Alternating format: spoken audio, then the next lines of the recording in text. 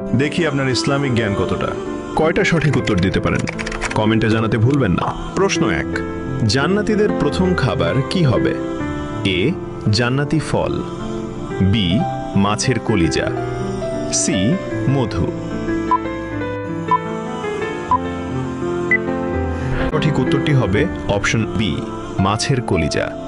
প্রশ্ন 2, জান্নাতের প্রধান ফেরেশতার নাম কি? এ মালিক, বি রিদওয়ান, সি জিব্রাইল। সঠিক উত্তরটি হবে অপশন বি রিদওয়ান। প্রশ্ন 3, জান্নাতীদের আল্লাহ তাআলা সর্বপ্রথম কোন সূরা শোনাবেন?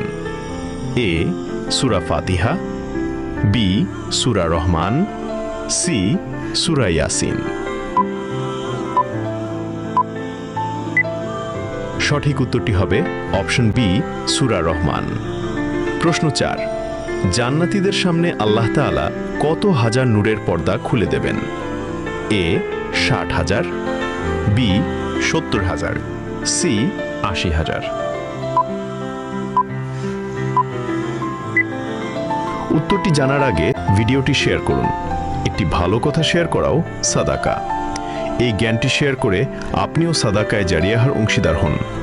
আপনার একটি শেয়ার হয়তো হাজারো মানুষকে সঠিক পথে আনবে। সঠিক উত্তরটি হবে অপশন বি 70,000।